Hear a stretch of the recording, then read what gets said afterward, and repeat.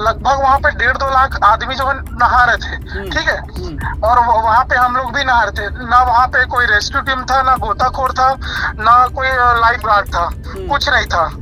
और अगर कोई रहता भी है तो अगर डूब रहे ना कोई बंदा तो उसको रेस्क्यू टीम कम से कम बचा तो लेती। विडंबना की बात यह है कि जिस बीच पर ये सभी लड़के नहा रहे थे, भिलाई के लड़के, उस बीच पर उनके अलावा और भी लोग थे, यानी कि हजारों लाखों की भीड़ थी उस बीच पर।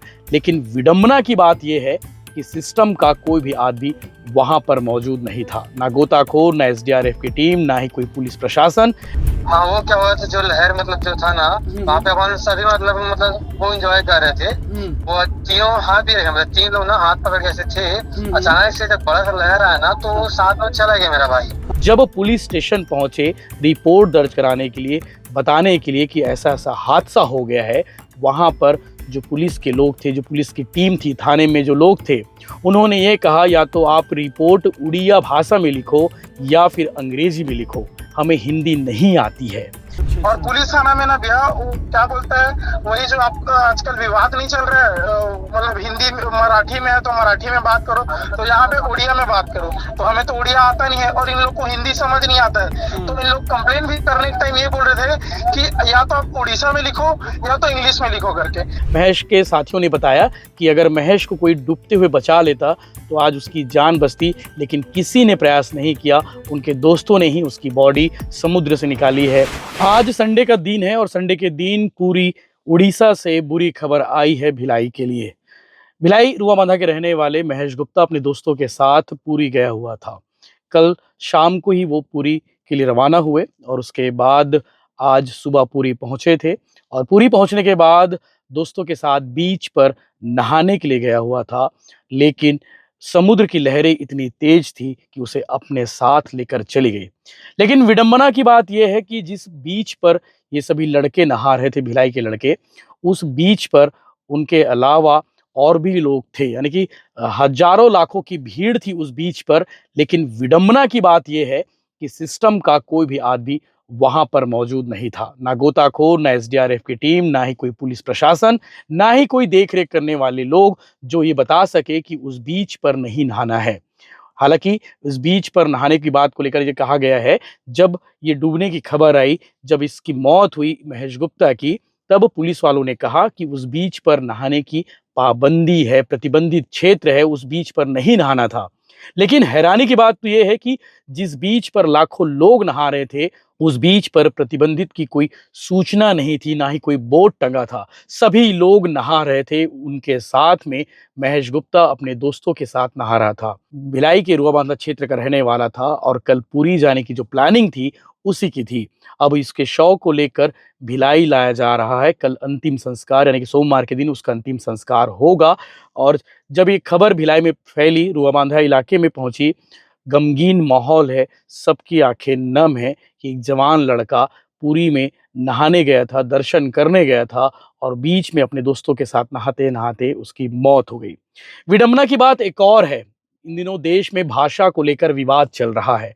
जब पुलिस स्टेशन पहुंचे रिपोर्ट दर्ज कराने के लिए, बताने के लिए कि ऐसा ऐसा हादसा हो गया है, वहां पर जो पुलिस के लोग थे, जो पुलिस की टीम थी, थाने में जो लोग थे, उन्होंने ये कहा या तो आप रिपोर्ट उड़िया भाषा में लिखो या फिर अंग्रेजी में लिखो, हमें हिंदी नहीं आती है।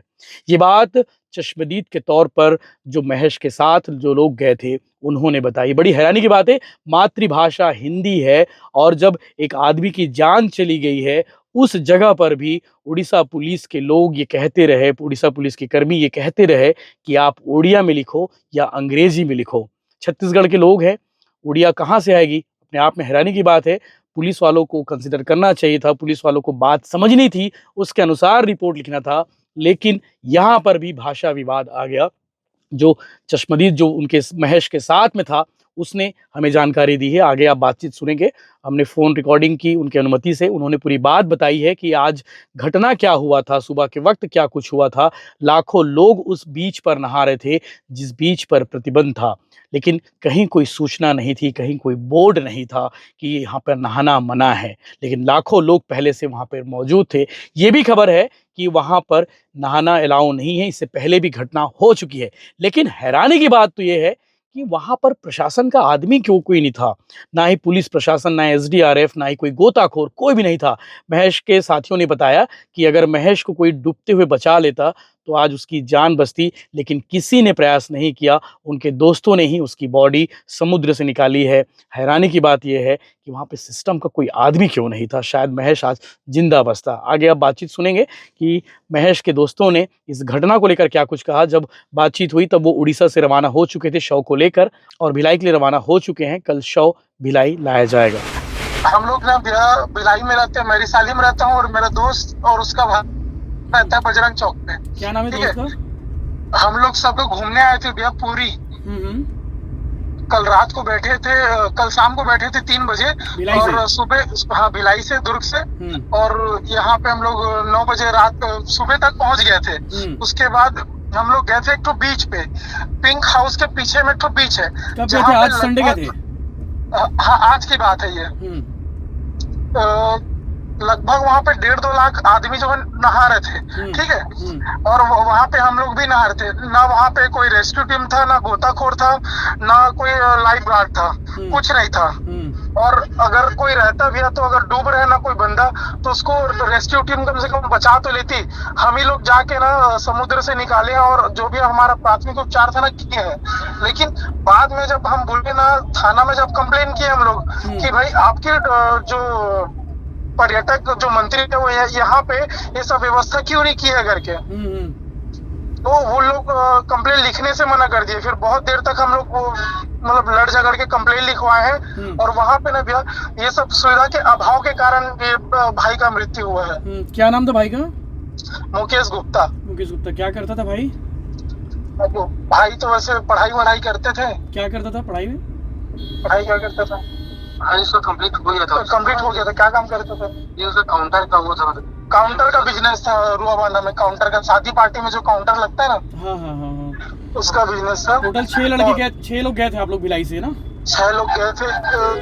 जो लेके गया था वो वही मुकेश गुप्ता था। अच्छा। और हम लोग तो सब उनसे छोटे ही हैं। वो तो लगभग 25-26 साल के थे।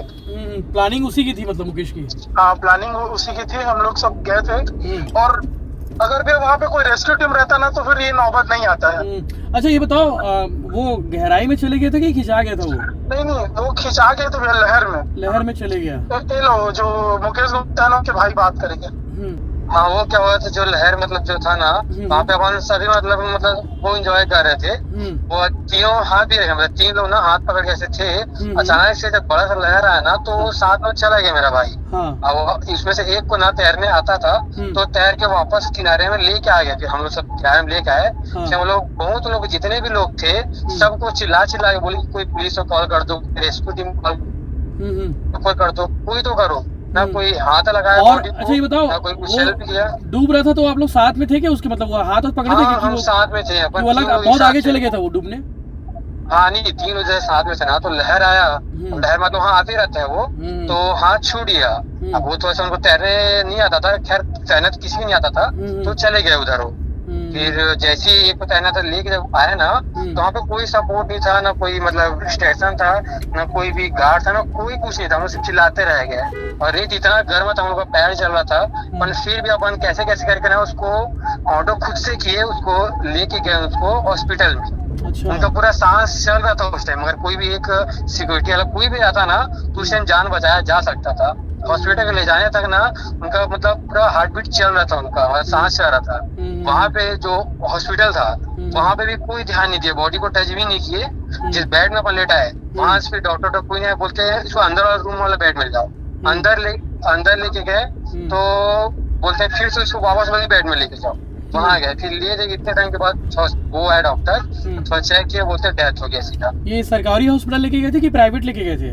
नहीं वहाँ का सरकारी था। वहाँ का क्या नाम था हॉस्पिटल? कहाँ का है हॉस्पिटल? वहीं का है, पुरी का जो हॉस्पिटल। पुरी का। क्या है ना यशवंत भैया, यहाँ के पर्यटक मंत्री जो है ना, हम लोग जब थाना में गए ना तो पता चला कि वो बीच नहीं था। एक पिंक हाउस करके जगह है, उसके पीछे ना बीच ही था वो, लेकिन उस बीच का कोई नाम नहीं था। वो मतलब वहाँ पे आदमी अपने मर्जी से जाता है ऐसा कुछ ना उन लोग बोले थे। लेकिन भाई वहाँ पे 1.5-2 लाख आदमी नहा रहा है तो कम से कम वहाँ पे ये तो लिख सकते थे ना, पर्यटक जो है ये तो लिख सकते थे ना, वहाँ के जो पुलिस है, पर्यटक मंत्री है, वो वहाँ पे ये लिख सकते थे कि यहाँ पे आना मना है। ये सिर्फ फिशिंग के लिए करके लिख सकते थे, लेकिन पूरे बच्चे से लेकर बुजुर्ग तक ना 1.5-2 लाख आदमी वहीं पे नहा रहे थे और कोई सिक्योरिटी नहीं था पर्यटक मंत्री की तरफ से वहाँ पे। ठीक है, तो अभी उसके शव को लाने कैसे कर रहे हो आप लोग? एम्बुलेंस लगाए हैं, अभी बैठे हैं उसी के साथ में और लेके आ रहे हैं, अभी उड़ीसा से निकल गए। अच्छा, और पुलिस थाना में ना भैया वो क्या बोलता है, वही जो आपका आजकल विवाद नहीं चल रहा है, मतलब हिंदी मराठी में है तो मराठी में बात करो, तो यहाँ पे उड़िया में बात करो। तो हमें तो उड़िया आता नहीं है और इन लोग को हिंदी समझ नहीं आता है, तो इन लोग कंप्लेन भी करने के टाइम ये बोल रहे थे कि या तो आप उड़ीसा में लिखो या तो इंग्लिश में लिखो करके, हिंदी हम लोग को समझ नहीं आता है करके। तो भैया हिंदी राष्ट्रभाषा है तो सब जगह चलना चाहिए, उनको मैं बोला भी तो ना। वाकई में शर्मनाक है यार ये तो, मतलब सोचो आदमी जान चली गई है। और हाँ, तो ये इन लोग ने कंप्लेन तक भी, हम लोग सीधा टूरिज्म मंत्री पे कंप्लेन करने के लिए गए थे और किए भी हैं और करके आए भी हैं हम लोग कि भाई आप लोग कहीं जगह पे टूरिज्म पे इतना कमा रहे हो, कम वहाँ पे ये तो लिख सकते थे ना कि यहाँ आना मना है करके, तो कोई वहाँ पे जाता ही नहीं। और पुलिस ये बोल रहे थे भैया कि यहाँ पे करीब बीच बीच में केस आता ही रहता है, जब वहाँ पे आता रहता तो वहाँ पे मना क्यों नहीं कर देते? वहाँ तो कोई बीच भी नहीं है लीगल रूप से। वो बोल रहे थे कोई लीगल बीच नहीं भाई, आप लोग को वहाँ नहीं जाना था करके बोल रहे थे। तो वहाँ पे चेतावनी रहता है तो हम लोग जाते भी नहीं। तो आप लोग कैसे वहाँ तक पहुँच गए थे, मतलब जो जहाँ लोग नहाते हैं वहाँ? हमारा होटल है ना भैया, उसके जस्ट पीछे ही था वो, तो होटल को पूछे ना बीच कहाँ है करके, तो बोला वो वहीं पे है करके। अच्छा। हम लोग बीच पूछे तो बीच बता दिया, वो ये नहीं बताया कि यहाँ पे जाना है कि नहीं जाना है। सब लोग 1.5-2 लाख आदमी नहा रहे थे, हम लोग सोचे कि कॉमन बीच है यहाँ पर तो नहाते ही होंगे करके, तो हम लोग भी वहीं पे चले गए, कोई मना नहीं किया।